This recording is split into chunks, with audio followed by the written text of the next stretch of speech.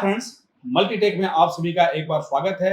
मैं ACP sweet tender विवेक आपके सामने आज एक वीडियो पे उपस्थित हूं और आज का वीडियो का जो हमारा टॉपिक है वो है कि जो इंडोर पीसीबी होता है उसमें कितने सेक्शन होते हैं और किस सेक्शन से क्या प्रॉब्लम आता है। तो मतलब आज मान के चलिए कि आज हम ये वीडियो में ये बताएंगे कि इंडोर पीसीबी में कितने सेक्शन होते हैं, कितने सेक्शन से प्रॉब्लम आ सकता है, हम सेक्शन को पहचानेंगे कैसे। तो आज वो सारा चीज जो मैं बताने वाला हूँ, क्योंकि आउटडोर के सेक्शन के बारे में मैंने एक वीडियो बना डाला है जो यूट्यूब पे है, तो वो आप देख सकते हैं। बहुत सारे कमेंट आ रहे थे कि इंडोर के सेक्शन के बारे में बताइए कि इंडोर में कौन कौन से सेक्शन होते हैं, कहाँ होते हैं।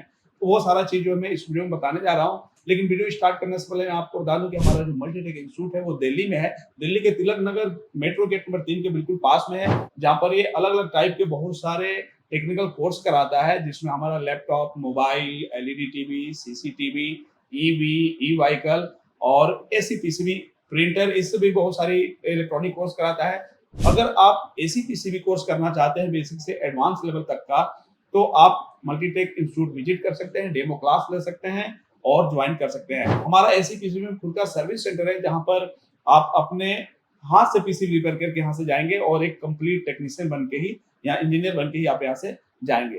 तो चलिए वीडियो बिना देर के स्टार्ट करते हैं और आज जानते हैं कि हमारा जो इंडोर में पीसीबी होता है उसमें कितने सेक्शन होते हैं। और इंडोर का सेक्शन जब मैं बताऊंगा तो उसमें हम इन्वर्टर नॉन इन्वर्टर दोनों टच करेंगे, क्योंकि इन्वर्टर में जितने सेक्शन होते हैं वो सारे सेक्शन आपके नॉन इन्वर्टर में मिलेंगे, लेकिन 2-3 सेक्शन इन्वर्टर में ज्यादा होते हैं। तो अगर हम इन्वर्टर के सारे सेक्शन बताएंगे तो उसमें आपका नॉन इन्वर्टर भी टच में आ जाएगा, क्योंकि नॉन इन्वर्टर में 1-2 सेक्शन कम ही होते हैं। जैसे कम्युनिकेशन देखेंगे तो वो आपका इन्वर्टर में मिलेगा, नॉन इन्वर्टर के इंडोर में नहीं मिलेगा। तो हम सारे सेक्शन को बताएंगे जिसमें हमारा इन्वर्टर नॉन इन्वर्टर जो है टच हो जाएगा। और थोड़ा सा हम ये भी बता देंगे कि पीसीबी देख के कैसे पहचानेंगे कि पीसीबी इन्वर्टर की है या नॉन इन्वर्टर की है। तो चलिए जानते हैं कि हमारे एसी पीसीबी के इंडोर में कौन कौन से सेक्शन होते हैं। तो फ्रेंड्स, आपके सामने ये जो पीसीबी दिख रही है वो इंडोर की पीसीबी है। अब इंडोर की पीसीबी है तो इसमें कौन कौन से सेक्शन होते हैं वो सारा चीज जो है मैं आपको बताने वाला हूँ कि कितने टाइप के सेक्शन आपको इंडोर पीसीबी मिलेंगे। लेकिन उसके पहले मैं आपको थोड़ा सा बता दूं कि इंडोर पीसीबी जब हमारे सामने आएगा हम कैसे पहचानेंगे कि वो इंडोर जो है इन्वर्टर का है कि नॉन इन्वर्टर का। क्योंकि अगर वो इंडोर नॉन इन्वर्टर का रहेगा तो उसके साथ आउटडोर लगाने की जरूरत नहीं होती है, लेकिन अगर वो इंडोर इन्वर्टर का रहेगा तो उसके साथ आउटडोर लगाना पड़ता है, तभी वो काम करता है। तो पीसीबी देखने पहचानना पड़ता है कि पीसीबी जो हमारे सामने है वो इन्वर्टर की इंडोर है कि नॉन इन्वर्टर की इंडोर है, क्योंकि देखने में साइज शकल सूरत एक जैसा दिख सकता है। तो वो पहचानने का सबसे आसान तरीका है कि हम कनेक्टर से पहचानते हैं। ये जो वायर का कनेक्टर, इसमें वायर काट दिया गया है, तो ये सब कनेक्टर होते हैं, कहीं सिंबल के रूप में होते हैं, कहीं वायर के रूप में होते हैं। तो हम कनेक्टर से पहचानेंगे कि पीसीबी में जो कनेक्टर है, सारे रिक्वायरमेंट पूरा होने के बाद अगर एक कनेक्टर हमें कहीं एक्स्ट्रा दिख रहा है और वहां पर COM कम्युनिकेशन के लिए COM लिखा हो, COMP नहीं, अगर COMP लिखा हो तो कंप्रेसर का होगा, वो नॉन इन्वर्टर होगा। तो COM लिखा हो या S लिखा हो या डेटा लिखा हो या सिग्नल लिखा हो, एक एक्स्ट्रा अगर हमें कहीं आवश्यकता से एक्स्ट्रा अगर एक वायर दिख रहा है और वहां पर S डेटा सिग्नल या एस लिखा हो या COM लिखा हो, तो हम समझ जाएंगे कि वो कम्युनिकेशन का वायर है जो आउटडोर के साथ लगता है और वो पीसीबी जो है इन्वर्टर की है। तो एक्स्ट्रा कनेक्टर का मतलब कि जो रिक्वायरमेंट है पहले वो देख लेते हैं। तो हमारे पीसीबी में लाइन न्यूट्रल के कनेक्टर हो सकते हैं, तो पहले हम लाइन के कनेक्टर पहचाने की लाइन कहाँ है, तो L लिखा होगा, कुछ में तो रिले के ऊपर ही देते हैं। तो यहाँ पर आपको एक कनेक्टर दिख रहा है, ये कनेक्टर जैसे मैं दिखा रहा हूँ आपको, यहाँ पर देखिए ये थिम्बल के रूप में दिख रहा है, आपको थिम्बल के रूप में दिख रहा होगा। तो यहाँ पर L लिखा है, तो ये इनपुट का है। यहाँ जब हम लाइन देंगे तो वो लाइन जो है हमारे पीसीबी में आ जाएगी। लेकिन हम यहाँ पे देख रहे हैं तो यहाँ पर L आउट लिखा है। ये जो लाइन आउट है, अगर ये नॉन इन्वर्टर का पीसीबी रहेगा तो कंप्रेसर के लिए लाइन जाएगा, और इन्वर्टर का रहेगा तो ये आउटडोर पीसीबी में लाइन की सप्लाई जाएगी। तो इतना सभी पता नहीं चला, ये लाइन इन लाइन आउट है रिले के लिए। तो इससे बस ये पता चला कि लाइन का रिक्वायरमेंट पूरा हो गया। न्यूट्रल के लिए देखेंगे तो यहाँ पर न्यूट्रल का एक कनेक्टर दिया हुआ है जहाँ पर हम इन करेंगे, और एक न्यूट्रल का एक और कनेक्टर वायर के रूप में है, जो ये हमारा कहाँ जाएगा, तो ये जाएगा, अगर ये पीसीबी नॉन इन्वर्टर की होगी तो कंप्रेसर पे जाएगा, और इन्वर्टर की होगी तो आउटडोर में जाएगा, क्योंकि इन्वर्टर में आउटडोर पीसीबी में लाइन न्यूट्रल की सप्लाई इंडोर से ही दी जाती है। चलिए, तो ये न्यूट्रल हुआ, ये लाइन हुआ, ये इन्वर्टर नॉन इन्वर्टर दोनों में देखने के लिए मिलेगा, इन आउट दोनों में देखने के लिए मिलेगा। और एक कनेक्टर हमें यहाँ दिख रहा है वायर का कटा हुआ, लेकिन इसमें ग्रीन और येलो टाइप का दिख रहा है, ई लिखा हुआ है, तो ये अर्थिंग का है, जो बॉडी अर्थिंग देते हैं उसका है। तो इतना रिक्वायरमेंट तो पूरा हो गया। अब इसके अलावा हम देखते हैं कि क्या हमें एक्स्ट्रा कहीं कनेक्टर इसमें दिख रहा है कि नहीं दिख रहा है। तो हम यहाँ पर देख रहे हैं कि एक कनेक्टर जो है यहाँ पर हमें एक्स्ट्रा दिख रहा है, और यहाँ पर अगर आप ध्यान से देखेंगे तो यहाँ पर एस लिखा हुआ है, यहाँ पर एक लेटर लिखा हुआ है एस, मतलब कि ये जो वायर है ये कम्युनिकेशन का है। अब कम्युनिकेशन का मतलब कि इस पीसीबी के साथ आउटडोर की जरूरत है, और जिस पीसीबी के इंडोर के साथ आउटडोर की जरूरत होती है वो हमारा इन्वर्टर में यूज होता है आउटडोर। तो ये पीसीबी जो आप देख रहे हैं ये इंडोर की है, लेकिन ये इंडोर में हमारी इन्वर्टर की है। एक ऑप्टो कपलर से भी पहचानते हैं, जो अब अभी आगे के लेवल में जाएंगे तब पहचानेंगे। तो सबसे आसान तरीका पहचानने का क्या है, कनेक्टर। लाइन न्यूट्रल के इनपुट और लाइन न्यूट्रल के आउटपुट के अलावा अगर एक एक्स्ट्रा कनेक्टर हमें दिखना है, उस कनेक्टर के पास एस लिखा हो, डेटा लिखा हो, सिग्नल लिखा हो या COM लिखा हो, तो हम समझ जाएंगे वो कम्युनिकेशन का वायर है, और वो पीसीबी जो है इंडोर है लेकिन इन्वर्टर की है।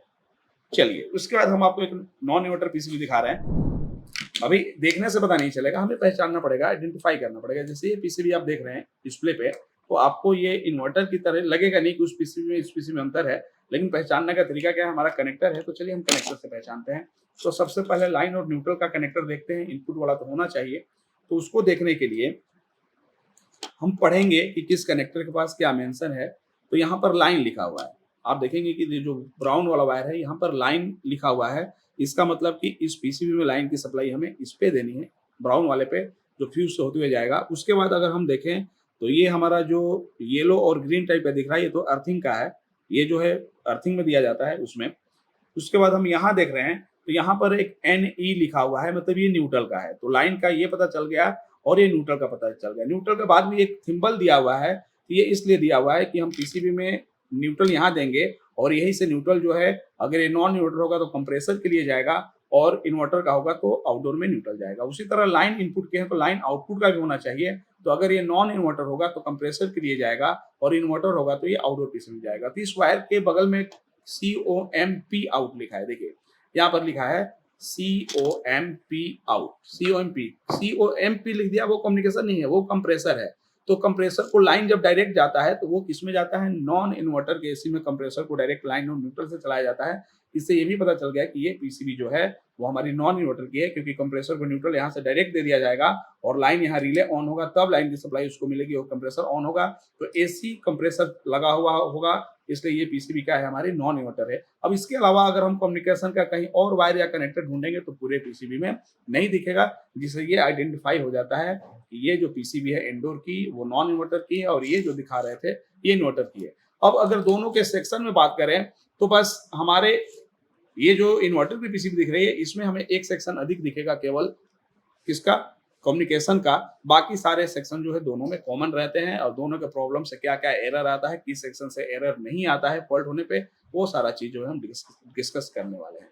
तो चलिए अब हम स्टार्ट करते हैं एक एक सेक्शन के बारे में। आप उसको नोट डाउन भी कर सकते हैं कि इंडोर में कौन कौन सा सेक्शन होता है। तो पहले हम बात करते हैं, कोई भी इलेक्ट्रॉनिक सर्किट हो उसको काम करने के लिए उसका जो पहला रिक्वायरमेंट होता है वो सप्लाई का होता है।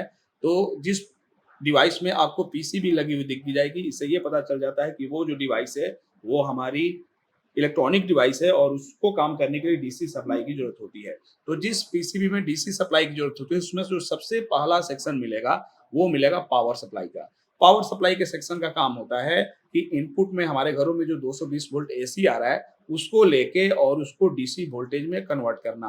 तो सबसे पहला सेक्शन जो मिलेगा हमें इंडोर में वो रहेगा पावर सप्लाई का, जिसका काम है एसी वोल्टेज को डीसी में कन्वर्ट करना, और डीसी में कन्वर्ट करने के बाद आगे कितना वोल्टेज डीसी चाहिए उतना भी बनाना। जैसे हमारे इंडोर की बात करें तो कितने वोल्ट डीसी की जरूरत पड़ती है, तो कहीं अगर बीएलडीसी मोटर लगाए तो 300 वोल्ट की भी डीसी की जरूरत पड़ेगी। 300 के बाद 15, 12 और 5 वोल्ट, याद रखिएगा 300 वोल्ट की जरूरत कुछ पीसीबी में पड़ सकती है। उसके बाद हमारा जो मेन जरूरत पड़ता है वो 15 का भी पड़ सकता है, 12 का भी और 5 वोल्ट का भी। 5 वोल्ट जो होता है वो सबसे मेन होता है, क्योंकि मेन जो एमसीयू होती है वो 5 वोल्ट से चलती है। लेकिन कुछ पीसीबी आपको इंडोर में ऐसे मिलेंगे जिसमें एमसीयू 3.3 से चलता है, तो 5 से उसमें 3.3 वोल्ट भी आपको देखने के लिए मिलेगा। तो डीसी में हमें कितना कितना वोल्टेज मिल सकता है, 300 वोल्ट डीसी मिल सकता है, 15 वोल्ट डीसी देखने के लिए मिल सकता है, 12 वोल्ट और 5 वोल्ट डीसी देखने के लिए मिल सकता है। कुछ पीसीबी में 5 वोल्ट की जगह पे 3.3 का यूज भी किया जाता है। तो सबसे पहला जो सेक्शन होगा वो पावर सप्लाई का होगा। पावर सप्लाई का अगर सर्किट खराब हो जाता है तो पीसीबी हमारी डेड कंडीशन में रहती है, ऑन नहीं हो पाती है, क्योंकि मेन हमारा सेक्शन हो जाता है पावर सप्लाई। लेकिन पावर सप्लाई की बात करें तो हमारे पीसीबी में जो पावर सप्लाई मिलता है वो दो टाइप का मिलता है। एक लीनियर पावर सप्लाई यूज होता है और एक एसएमपीएस पावर सप्लाई। उसकी पहचान क्या है? तो अगर पीसीबी में आपको एसएम ट्रांसफार्मर दिख रहा है, प्लास्टिक बॉडी में हल्का सा छोटा ट्रांसफार्मर दिख रहा है, तो उसमें जो पावर सप्लाई है वो एसएमपीएस पावर सप्लाई है। जैसे ये नॉन इन्वर्टर में भी दिखाएं तो इसमें भी अगर हम पावर सप्लाई देखेंगे तो इसमें जो ट्रांसफार्मर दिख रहा है हमें वो प्लास्टिक बॉडी में छोटा सा दिख रहा है, तो इसमें भी एसएमपीएस पावर सप्लाई है। मतलब ये नहीं है कि इन्वर्टर में एसएमपीएस होगा, नॉन इन्वर्टर में नहीं। अभी आपके सामने ये नॉन इन्वर्टर है, इसमें भी एसएमपीएस है, और ये आपके सामने इन्वर्टर का बोर्ड है, इसमें भी पावर सप्लाई हमारा क्या है, एसएमपीएस पावर सप्लाई है। और ये भी है कि ऐसा भी पीसीबी मिलेगा कि पीसीबी इन्वर्टर रहेगी और उसमें पावर सप्लाई आपका लीनियर रहेगा, और पीसीबी नॉन इन्वर्टर रहेगी उसमें भी पावर सप्लाई लीनियर हो सकता है। तो ये कोई फिक्स नहीं है, लेकिन आजकल लेटेस्ट जो टेक्नोलॉजी चल रही है वो एसएमपीएस की चल रही है। लीनियर पावर सप्लाई धीरे धीरे हमारा कम हो रहा है। तो एक बार हम आपको लीनियर पावर सप्लाई की भी पहचान बता दें। जैसे एसएमपीएस का बताया कि सबसे पहला सेक्शन हमारा पावर सप्लाई का रहता है। पहचान ये है कि अगर प्लास्टिक बॉडी में छोटा सा ट्रांसफार्मर दिख रहा है तो ये एसएम ट्रांसफार्मर बोलते हैं, और ये हमारा एसएमपीएस पावर सप्लाई में यूज होता है। और वही अगर हम आपको एक और पीसीबी दिखाएं, जैसे ये पीसीबी अगर मैं आपको दिखाऊं सामने, ये भी इंडोर की पीसीबी है। अब इस पीसीबी को अगर दिखाऊं तो इसमें अगर हमें पावर सप्लाई पहचानना है तो हम देख रहे हैं कि पीसीबी में कहीं भी ट्रांसफार्मर नहीं दिख रहा है, तो कहीं भी ट्रांसफार्मर नहीं दिख रहा है तो इसमें एक्सटर्नल ट्रांसफार्मर यूज किया जा रहा है, ये वाला। तो कहीं भी आपको आयरन कोर में, आयरन बॉडी में बड़ा सा भारी ट्रांसफार्मर दिखे तो आप समझ जाइएगा कि उसमें जो पावर सप्लाई है वो लीनियर पावर सप्लाई है। तो इस पीसीबी में हमारा लीनियर पावर सप्लाई लगा हुआ है। अगर पीसीबी की पहचान करें कि ये पीसीबी इन्वर्टर की है कि नॉन इन्वर्टर की है, तो उसके लिए हमें कनेक्टर देखना है। तो यहाँ पर न्यूट्रल के लिए कनेक्टर बना हुआ है। लाइन इन करेंगे तो लाइन रिले से क्या होगा, आउट होगा। अब इसके अलावा हम कहीं कनेक्टर देखें तो एक कनेक्टर हमें यहाँ देखने के लिए मिल रहा है। जैसे आप देखेंगे यहाँ पर एक सिंबल लगा हुआ है, यहाँ पे एस लिखा हुआ है, जिसका मतलब ये पीसीबी जो है, ये पीसीबी हमारी इन्वर्टर की है और ये कम्युनिकेशन के लिए, आउटडोर के कम्युनिकेशन के लिए कनेक्टर बना हुआ है। तो आप यहीं पे देख रहे हैं कि पीसीबी इन्वर्टर की इंडोर है, इसमें भी हमारा लीनियर पावर सप्लाई देखने के लिए मिल सकता है। तो ये बाउंडेशन नहीं है कि लीनियर में ही इन्वर्टर में लीनियर रहेगा, किसी में भी हो सकता है, इन्वर्टर नॉन इन्वर्टर किसी में भी लीनियर और एसएमपीएस पावर सप्लाई होता है। तो ये ज्यादातर हमें देखने को मिलेगा। तो पहला सेक्शन हमें मिल गया कौन सा, पावर सप्लाई का, जिसमें एसएमपीएस और लीनियर पावर सप्लाई भी देखने के लिए मिल सकता है। एक ऐसा भी पावर सप्लाई मिलेगा जिसमें बड़ा ट्रांसफार्मर भी नहीं रहेगा, एक्सटर्नल भी नहीं लगेगा, और एसएमपीएस का छोटा ट्रांसफार्मर भी नहीं रहेगा, और वो पावर सप्लाई जो होती है वो बक कन्वर्टर होती है। तो वो भी लेटेस्ट कुछ बोर्ड में आपको देखने के लिए मिल सकता है। तो पावर सप्लाई आपको इंडोर में 3 टाइप का मिल सकता है, linear power supply, SMPS power supply और बक कन्वर्टर पावर सप्लाई। चलिए अब हम लीनियर पावर सप्लाई मतलब पावर सप्लाई से आगे बढ़ते हैं, आगे का सेक्शन देखते हैं। तो आगे के सेक्शन देखेंगे तो बहुत सारे हमें कुछ ऐसे सेक्शन भी मिलेंगे, बहुत सारे सेक्शन में कुछ ऐसे सेक्शन मिलेंगे जिसका खराब होने का कोई एरर कोड नहीं आता है। जैसे उसमें हम बात करें तो हमारे पीसीबी में आप देखेंगे कि यहाँ पर डीसी स्विंग मोटर का ये कनेक्टर बना हुआ है। जो फ्लैप को खोलने बंद करने वाला होता है वहां पर एक मोटर लगता है, तो वो मोटर एसी मोटर भी होता है और डीसी मोटर भी होता है। अगर 3-4 रिले दिख रहे हैं तो वो हमारा स्विंग मोटर एसी भी हो सकता है, क्योंकि वो रिले से कंट्रोल होता है। अगर 5 पिन का कहीं कनेक्टर दिख रहा है तो यहाँ पर स्विंग लिखा भी हुआ है और यहाँ पर भी स्विंग लिखा हुआ है। तो कुछ पीसीबी में स्विंग मोटर 2 यूज हो जाते हैं, एक अप करने के लिए और एक डाउन करने के लिए। एक ऊपर नीचे होता है, एक वर्टिकल होता है। तो उसके लिए जो कनेक्टर है आपको 5 पिन का कनेक्टर देखने के लिए मिलेगा। तो इसमें जो स्विंग मोटर लगा है वो डीसी स्विंग मोटर लगा है, तो एक सेक्शन आपको स्विंग मोटर का भी मिलेगा। याद रखिएगा, पावर सप्लाई के बाद एक सेक्शन आपको स्विंग मोटर का मिलेगा, जिसमें एसी स्विंग मोटर भी यूज हो सकता है और डीसी स्विंग मोटर भी यूज हो सकता है। अगर एसी स्विंग मोटर रहेगा तो रिले लगा रहेगा, रिले पे लिखा भी रहेगा, और डीसी रहेगा तो 5 पिन का कनेक्टर आपको दिखेगा। स्विंग मोटर का सर्किट अगर खराब हो जाता है, स्विंग मोटर खराब हो जाता है या उसका सर्किट खराब हो जाता है, काम नहीं कर रहा है, तो आपकी पीसीबी वर्किंग कंडीशन में रहेगी, उसका कोई एरर नहीं आता है। मतलब याद रखिएगा, स्विंग मोटर अगर खराब हो जाए चाहे एसी या डीसी, तो उसका कोई एरर कोड पीसीबी में नहीं आता है, पीसीबी हमारी वर्किंग कंडीशन में रहती है। चलिए उसी के बाद एक और सेक्शन की बात करते हैं, जैसे बजर सेक्शन। हम देख रहे हैं कि यहाँ पर बजर लगा हुआ है, यहाँ पर भी, और इस पीसीबी में देख रहे हैं यहाँ पर भी। ये बजर का काम क्या होता है कि जैसे हम रिमोट से कोई कमांड देते हैं पीसीबी में, तो कमांड रिसीव करते ही बजर साउंड से हमें इन्फॉर्म करते हैं कि कमांड हमारे पास रिसीव हो रहा है। जैसे एसी में हम रिमोट से कमांड अप डाउन करते हैं तो आवाज साउंड आता है, तो ये बजर से ही साउंड हमें मिलता है। तो एक सेक्शन आपका बजर का भी रहेगा, लेकिन ये भी सेक्शन अगर खराब हो जाता है, बजर नहीं बज रहा है, पीसीबी चालू कंडीशन में रहेगी, वर्किंग कंडीशन में रहेगी, इसका भी कोई एरर कोड नहीं आता है। मतलब स्विंग मोटर और बजर, ये दो सेक्शन के सर्किट में अगर कोई प्रॉब्लम होती है, इसके कोई कंपोनेंट खराब होते हैं, तो हमें कोई प्रॉब्लम देखने के लिए नहीं मिलेगा। इनका कोई एरर कोड भी नहीं होता है प्रोग्रामिंग, तो पीसीबी हमारी वर्किंग कंडीशन में रहेगी। चलिए अब आते हैं अगले सेक्शन पे। अब जो सेक्शन की बात करने वाले हैं वो सेक्शन होंगे जो प्रॉब्लम जो खराब होगा तो कुछ इफेक्ट उसका देखने के लिए मिलेगा या उसका एरर भी डिस्प्ले पर शो होगा। तो उसमें हमारा सबसे इम्पोर्टेंट जो सेक्शन है वो है हमारा थर्मिस्टर सेंसर। थर्मिस्टर सेंसर आप देख रहे हैं कि यहाँ पर सेंसर लगे हुए हैं दो टाइप के। तो हमारे इंडोर में दो सेंसर यूज होता है। एक होता है हमारा रूम सेंसर जिसको एयर सेंसर भी कहते हैं। ये जो ब्लैक बॉडी में आप देख रहे हैं, ये ब्लैक बॉडी में जो सेंसर देख रहे हैं ये हमारा रूम सेंसर या एयर सेंसर कहलाता है। इसको एम्बिएंट सेंसर के नाम से भी जानते हैं। और एक सेंसर जो यूज होता है वो मेटल बॉडी में होता है। आप देख रहे हैं यहाँ कॉपर में है, स्टील में भी हो सकता है। तो इस सेंसर को हम क्वाइल सेंसर या पाइप सेंसर के नाम से भी जानते हैं। क्वाइल सेंसर या पाइप सेंसर के नाम से भी जानते हैं, जो इंडोर में इवेपोरेटर कॉइल के टेम्परेचर को सेंस करता है और ये कमरे के टेम्परेचर को सेंस करता है। ये दोनों का सर्किट पीसीबी में बना रहेगा। ये इंपॉर्टेंट होता है।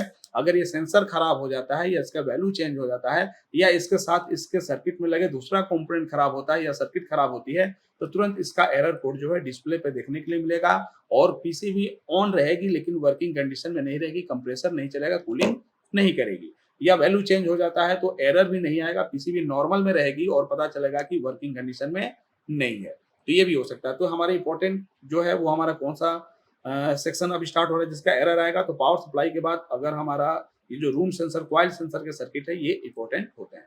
चलिए उसके बाद हम अगले सर्किट की बात करें तो अगले सर्किट में अगर हम आना चाहते हैं तो आते हैं इसके बाद ब्लोअर मोटर सर्किट में। जैसे आप देखते हैं कि इंडोर में ब्लोअर मोटर लगा रहता है जो हवा की स्पीड को कम ज्यादा करके कमरे में फैलाता है जिससे ठंडक जो है वो ज्यादा महसूस होती है।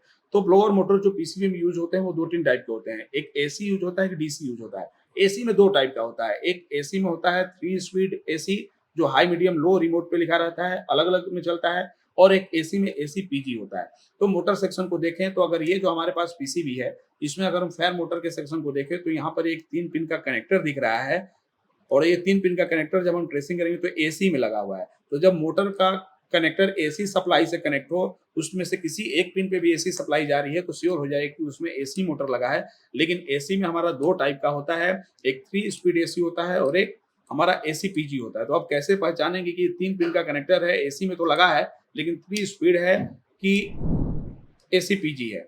तो कभी भी 3 पिन का कनेक्टर अगर फैन मोटर का दिख रहा है, उसका एक पिन लाइन या न्यूट्रल से बीप कर रहा है तो श्योर है कि एसी मोटर ही है। लेकिन एसी पीजी है कि 3 स्पीड है, तो इसके साथ आपको अगर एक फैन कैपेसिटर यहाँ पर लगा हुआ दिख रहा है तो इसका मतलब कि एसी पीजी है। और एसी पीजी का जो एक 3 पिन का कनेक्टर जो है सेकेंडरी में भी रहता है। तो यहाँ पर देख रहे हैं कि फीडबैक के लिए भी फैन बैक यहाँ पर लिखा हुआ है, फैन के फीडबैक के लिए भी कि स्पीड नॉर्मल है कि अब नॉर्मल है वो एमसीयू सेंस करती है। तो यहाँ पर जो हमारा मोटर लगेगा एसी पीजी मोटर लगेगा, एसी वाला लगेगा। अगर हम बात करें कि कैसे पहचानेंगे कि 3 स्पीड मोटर लगेगा तो ये एक पीसीबी में आपको यहाँ दिखा रहा हूँ। इस पीसीबी में ये जो है हमारा फैन का सेक्शन है और फैन के सेक्शन में हम 3 रीले देख रहे हैं। तो कभी भी आपको फैन के सर्किट में 3 रीले दिखे तो ये 3 रीले एसी सप्लाई को स्विच करने के लिए यूज किए जाते हैं। मतलब कि मोटर जो लगेगा एसी लगेगा लेकिन हाई मीडियम लो का रहेगा। एक रिले ऑन होगा तो मोटर हाई में चलेगा, एक मीडियम में चलेगा और तीसरा ऑन होगा तो वो लो में चलेगा। तो इस तरीके से एसी पीजी और 3 स्पीड एसी मोटर को पहचान सकते हैं। तो अभी हम मोटर सेक्शन के बारे में बता रहे हैं। तो एक चीज और है इसमें, अगर 3 स्पीड वाला मोटर ब्लोअर मोटर लगा है जो रिले से कंट्रोल हो रहा है, अगर वो ब्लोअर मोटर नहीं वर्क करता है तो उसका एरर इंडोर में नहीं आता है। इंडोर जो है वर्किंग कंडीशन में रहेगी। अगर एरर आएगा कुछ गर्मी होने के बाद तो वो मैकेनिकल का एरर आएगा, पीसीबी में सर्किट का एरर नहीं आएगा। लेकिन अगर पीसीबी में हमारा लगा हुआ है एसी पीजी मोटर, अगर ये वर्क नहीं करता है तो कुछ ही मिनट बाद एमसीयू जो है उसका एरर दिखाएगी क्योंकि उसका फीडबैक लेती है। अगर मोटर वर्क नहीं चलेगा तो उसका फीडबैक एमसीयू को नहीं मिलेगा तो उसका एरर आ जाएगा। मतलब कि अगर हमें इंडोर को चालू करके चेक करना है और उसमें एसी पीजी या बीएलडीसी मोटर लगा हुआ है तो उसको लगाना जरूरी है, नहीं तो उसका एरर आ जाता है और पीसीबी जो है वो वर्किंग कंडीशन में नहीं रहती है, एरर दिखा के वर्किंग कंडीशन में बंद हो जाती है।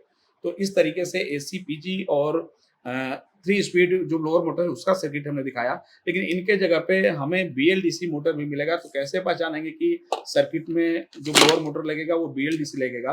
तो यहाँ पर मैं आपको एक दूसरा इंडोर का पीसीबी दिखा रहा हूँ। तो कभी भी यहाँ पर देखिए डीसी फैन लिखा हुआ है, मतलब कि डीसी से चलने वाले जो फैन होते हैं वो 2 टाइप के यूज होते हैं, एक यूवीडब्ल्यू होता है और एक बीएलडीसी होता है। तो इंडोर में ज्यादातर बीएलडीसी यूज होता है, यूवीडब्ल्यू आउटडोर में हमें ज्यादा देखने के लिए मिलेगा, लेकिन कुछ ऐसी डाइकिन या ऐसी पीसीबी होती है जो इंडोर में यूवीडब्ल्यू दिखेगा। तो यूवीडब्ल्यू रहेगा तो डीसी फैन लिखा रहेगा और वहां पर 3 पिन का ही कनेक्टर दिखेगा, साथ में आईपीएम भी लगा रहेगा। लेकिन जिसमें फैन सेक्शन में आपको 5 पिन का कनेक्टर दिखे, देखिए यहाँ पर 5 पिन का कनेक्टर दिख रहा है, इसमें 1 2 3 4 5, तो ये समझ जाएगा कि इस पीसीबी में बीएलडीसी मोटर यूज होगा। तो अभी हम कहाँ थे? फैन सेक्शन में थे। तो ब्लोअर मोटर का जो fan section, blower motor section जो होता है उसमें हमें 3-4 टाइप का ब्लोअर मोटर का सेक्शन मिलेगा। 3 स्पीड एसी मोटर जिसमें 3 रिले लगे रहेंगे, उसमें मोटर का एरर नहीं आता है, लेकिन एसीपीजी या बीएलडीसी लगा है, इसमें अगर हम मोटर नहीं लगाते हैं तो हमारी जो इंडोर है वो मोटर का एरर दिखाएगी और फिर वर्किंग कंडीशन में नहीं रहेगी। मोटर सेक्शन के बाद अगर हम आगे बढ़ें कि कौन से सेक्शन और इसमें इंपॉर्टेंट होंगे, तो उसमें हमें एक सेक्शन मिलेगा आपका डिस्प्ले सेक्शन। हमें एक सेक्शन मिलेगा डिस्प्ले सेक्शन। डिस्प्ले, अब डिस्प्ले में यहाँ पर हम देखेंगे कि 7 सेगमेंट एलईडी लगी रहती हैं, वो अगर फ्यूज हो जाती हैं तो भी डिस्प्ले में प्रॉब्लम होगा, या डिस्प्ले के लिए मेन पीसीबी से डेटा क्लॉक ये सब जाता है, वो भी अगर नहीं जाएगा तो भी डिस्प्ले होगा। या बहुत सारे पीसीबी में इस डिस्प्ले को कंट्रोल करने के लिए एक डिस्प्ले ड्राइवर आईसी लगी रहती है। इसका मतलब कि अगर पीसीबी में डिस्प्ले वर्क नहीं कर रहा है, आधा अधूरा काम कर रहा है, तो उस समय हमें अगर इसको सही करना है तो किस सेक्शन को रिपेयर करना पड़ेगा? डिस्प्ले सेक्शन को रिपेयर करना पड़ेगा। तो डिस्प्ले सेक्शन भी एक हमारा सेक्शन है जो हमें रिपेयर करने के लिए आएगा। उसके बाद डिस्प्ले में ही एक और सेक्शन आपको यहाँ पर दिख रहा है, ये है आईआर रिसीवर सेंसर। अगर हम रिमोट से कोई कमांड देते हैं तो यही उसके लाइट सिग्नल को रिसीव करके और फिर इलेक्ट्रिक सिग्नल में बदल के एमसीयू को देता है, तभी हमारा इंडोर जो है रिमोट के कंट्रोल को समझता है। अगर इस सेक्शन में प्रॉब्लम आ जाए तो हम रिमोट से कितना भी कमांड दे देंगे, ये पीसीबी उसको नहीं समझेगी, वर्किंग कंडीशन में रिमोट से वर्क नहीं करेगी। और अगर आज स्प्लिट ऐसी पीसीबी है, ऐसी है, तो वो बिना रिमोट का कंट्रोल नहीं हो पाता है। तो ये भी सेक्शन हमारा इंपॉर्टेंट है। हाँ, ये जब खराब हो जाएगा तो इसका एरर नहीं आता है, लेकिन पीसीबी को कंट्रोल करना मुश्किल हो जाएगा, क्योंकि बिना रिमोट का हम पीसीबी को कंट्रोल नहीं कर सकते, खासकर अगर स्प्लिट ऐसी है उसको। तो इस सेंसर को भी हमें सर्किट को हमें रिपेयर करना पड़ता है जब रिमोट काम ना करे। उसके बाद अगर हम एक सर्किट की बात करें इसमें, तो जैसे हमने अभी भी बताया था आपको यहाँ पर कि अगर ब्लोअर मोटर लगा हुआ है एसीपीजी, तो एक सेक्शन और बढ़ जाता है पीसीबी में इंडोर में, चाहे वो इन्वर्टर की हो या नॉन इन्वर्टर की हो। अगर एसीपीजी मोटर लगा हुआ है तो एक एक्स्ट्रा सेक्शन बढ़ जाता है जो इसके स्पीड को कंट्रोल करने के लिए बनाया जाता है। इसको हम जीरो क्रॉसिंग की सर्किट बोलते हैं या फेस डिटेक्शन की सर्किट बोलते हैं। तो जीरो क्रॉसिंग की सर्किट जो होती है वो लीनियर पावर सप्लाई में अलग होती है और एसएमपीएस पावर सप्लाई में अलग होती है। लीनियर पावर सप्लाई में ब्रिज रेक्टिफाइड डायोड के अलावा 2 डायोड लगा के बनाई जाती है ट्रांजिस्टर के थ्रू, और एसएमपीएस में ऑप्टो कपलर के थ्रू बनाई जाती है।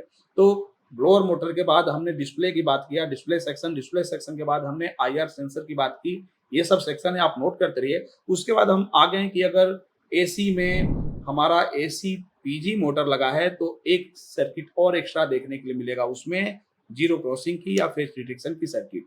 या अगर एसीपीजी मोटर नहीं लगा है तो भी कुछ पीसीबी में आपको जीरो क्रॉसिंग की या फेस डिटेक्शन की सर्किट मिल सकता है, क्योंकि उससे कुछ पीसीबी में कम्युनिकेशन कंट्रोल होता है और कुछ पीसीबी में आउटडोर में जो पीएफसी सेक्शन होता है उसका रिएक्टर अगर एसी में लगा हुआ है तो उसको भी कंट्रोल करने के लिए जीरो क्रॉसिंग की सर्किट हो सकती है। तो एक नोट कर सकते हैं कि पीसीबी में जीरो क्रॉसिंग की भी सर्किट होती है। अगर ये सर्किट खराब हो जाए तो फेस डिटेक्शन का एरर आ सकता है, या एसी पीजी मोटर नहीं चलेगा उसका एरर आ सकता है। तो एक सेक्शन हमारा जीरो क्रॉसिंग या फेस डिटेक्शन का भी होता है। चलिए अब इसी क्रम में आगे बढ़ते हैं, तो देखते हैं हमारा जो सर्किट है उसमें एक सर्किट जो हमें मिलेगा वो एमसीयू है, तो एक सर्किट जो मिलेगा क्रिस्टल का मिलेगा। क्रिस्टल एमसीयू का रिक्वायरमेंट होता है। एमसीयू एक सेक्शन है, ये भी नोट कर सकते हैं कि एमसीयू वाइज सेक्शन है, लेकिन सारे सेक्शन को एमसीयू कंट्रोल करते हैं, इसलिए पर्टिकुलर इसका कोई सेक्शन हम नहीं बनाया है। तो एमसीयू भी एक हमारा सेक्शन है, लेकिन एमसीयू ऑन होने के लिए क्रिस्टल की फ्रिक्वेंसी की जरूरत है, तो क्रिस्टल भी हमारा एक सेक्शन है। ये सेक्शन अगर क्रिस्टल सेक्शन खराब हो जाता है, ये फ्रिक्वेंसी एमसीयू को नहीं दे पा रहा है, तो उस समय हमारी पीसीबी डेड रहेगी, एमसीयू भी ऑन नहीं होती है। तो एक सेक्शन हमारा कौन सा हो जाएगा? क्रिस्टल सेक्शन हो गया, एक एमसीयू सेक्शन हो गया। इसी में हम देखते हैं कि कुछ पीसीबी में ईप्रोम जो होता है, प्रोग्रामिंग मेमोरी जो होती है वो बाहर होती है, तो एक सेक्शन हो जाता है हमारा ईप्रोम भी, क्योंकि अगर ईप्रोम की सर्किट में या ईप्रोम में कोई प्रॉब्लम आता है तो ईप्रोम का एरर आने लगता है, या ईप्रोम के अंदर अगर प्रोग्राम करप्ट हो जाता है तो इसको हमें रीप्रोग्राम भी करना होता है। तो एक सेक्शन हमारा जो हो गया ईप्रोम का भी हो गया, मतलब एमसीयू, क्रिस्टल और ईप्रोम ये जो है एक ही यूनिट होते हैं। तो कुछ पीसीबी में एमसीयू के साथ क्रिस्टल भी बाहर होगा, ईप्रोम भी बाहर होगा, और कुछ पीसीबी में एमसीयू के अंदर ही क्रिस्टल रहेगा, ईप्रोम भी अंदर ही रहेगा। तो इसमें बाहर रहेगा, एक एक सेक्शन ये भी रहता है, इनसे भी प्रॉब्लम देखने के लिए हमें मिलता है। चलिए इसी क्रम में अब आगे बढ़ते हैं, तो हम आगे बढ़ के देखेंगे कि इसके अलावा भी कौन कौन सा सेक्शन मिलेगा।